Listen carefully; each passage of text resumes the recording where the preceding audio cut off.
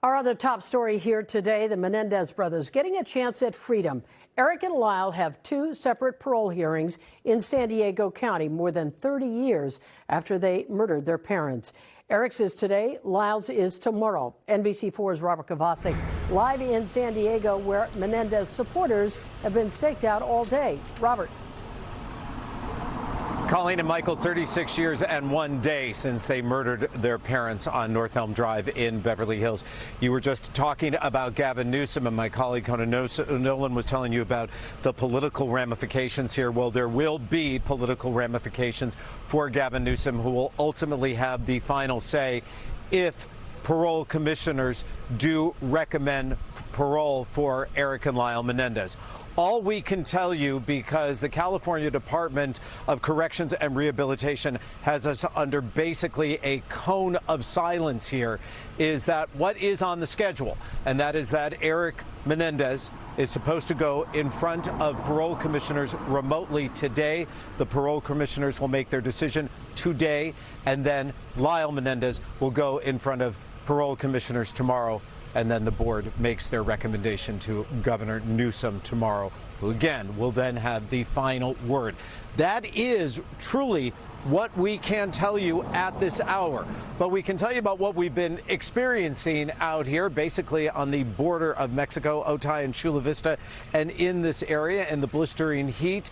You mentioned that there are supporters. There were a couple yesterday, and there was one that we met today. He is from Chicago. Let's listen to what he had to say.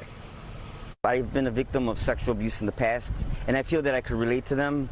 I'm a fan of theirs, and I feel that they deserve to be freed after 35 years.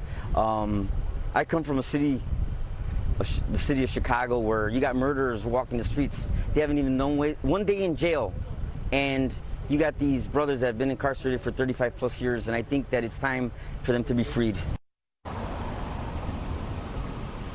And that man speaking on behalf out for the Menendez brothers. And Colleen and Michael, there will, of course, be relatives that are going to speak on behalf of the Menendez brothers that are both now pushing 50, asking for them to be released when they get a chance to speak remotely to those parole commissioners. Those parole commissioners are in Los Angeles, and again, the brothers taking this separately for the first time. Remember, they were tried together and convicted together, but now they go before the parole board, you know, showing their warts and all, what happened in prison, both the good news and the bad news, the accomplishments and the violations will be discussed with those parole commissioners, as well as the crimes that took place in 1989 in Beverly Hills. So when those parole commissioners make that final decision, it will be made in LA and it will be announced. And of course, NBC4 will have it for you as breaking news.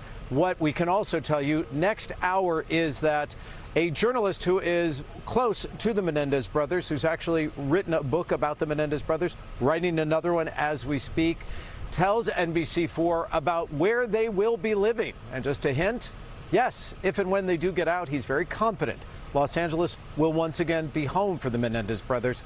But wait till we tell you what he believes they will be doing if and when Erik and Lyle Menendez walk out of the prison here behind me, deep in San Diego County. I'm Robert Kovacik. We'll see you in an hour. All right, Robert, thank you for that. And of course, our coverage of the Menendez brothers continues on air and online. We have an entire section of NBCLA.com